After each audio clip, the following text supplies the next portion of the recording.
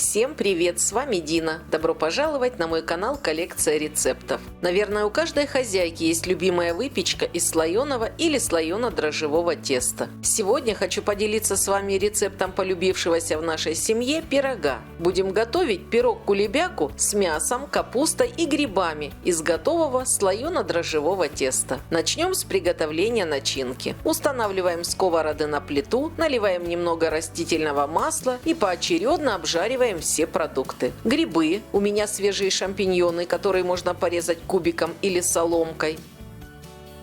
Мясной фарш, у меня смесь говядины и свинины, но можно использовать абсолютно любой мясной фарш, который вам нравится. Обжариваем продукты на сильном огне, постоянно помешивая, но не пересушите их, при этом не забудьте посолить и поперчить.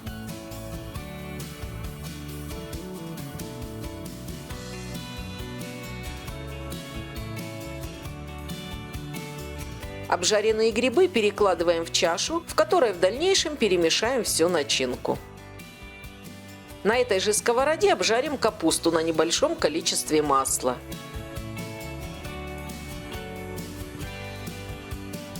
В чашу с грибами выкладываем готовый мясной фарш.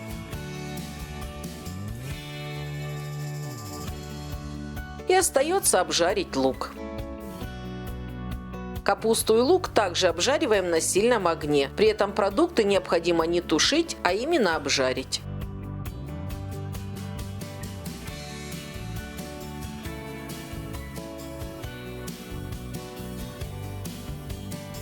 Готовый лук и капусту перекладываем в чашу к остальным продуктам.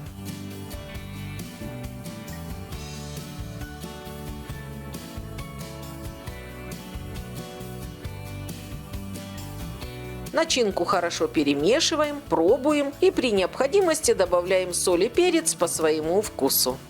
Начинка для наших пирогов готова, и теперь нужно дать ей полностью остыть.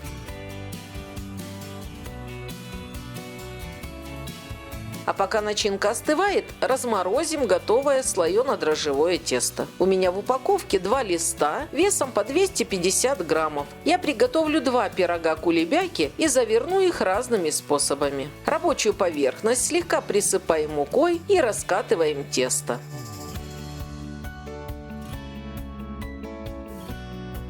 Выкладываем половину начинки по центру листа.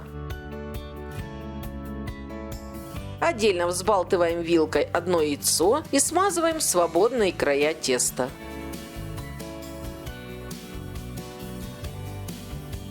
Делаем на тесте надрезы на полосы шириной 2 см и аккуратно начинаем заплетать косичку. Такие пироги можно готовить как из слоено-дрожжевого, так и из обычного слоеного теста. Они получаются не менее вкусные, и при этом им не требуется время на расстойку.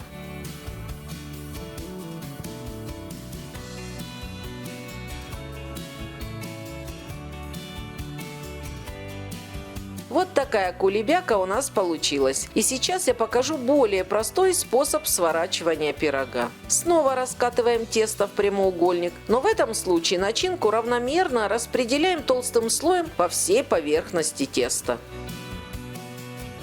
Этот способ напоминает приготовление штруделя, рецепт которого есть у меня на канале. Ссылочку оставлю в описании, посмотрите, если не видели. Сворачиваем тесто в рулет, не забывая промазать свободный край теста яйцом. По бокам тесто защипываем и слегка подворачиваем. Отправляем наши пироги на пергаментную бумагу, выкладывая их на значительном друг от друга расстоянии. А поскольку пироги из слоено-дрожжевого теста, то при расстойке они увеличатся почти в 2 раза. Если будете их готовить из слоеного теста, то расстойка не потребуется, и пироги после смазывания яйцом можно сразу отправлять в духовку. Накрываем пироги полотенцем и оставляем подходить в теплом месте на 1,5 часа.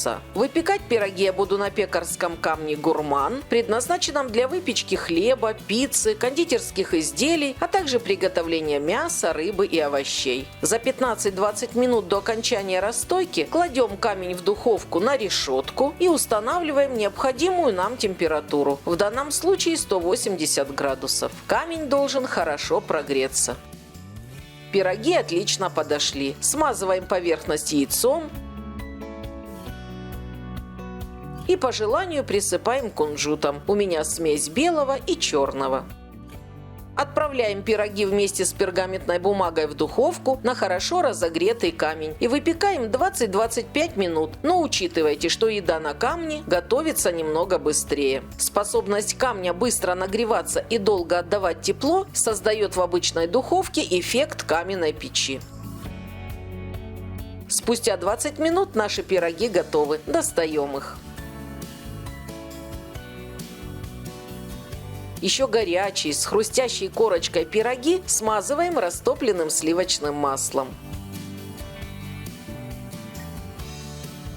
А теперь давайте посмотрим, как пропеклось донышко. На пекарском камне выпечка действительно получается более нежная и воздушная. Наши пироги румяные, золотистые и равномерно пропеченные.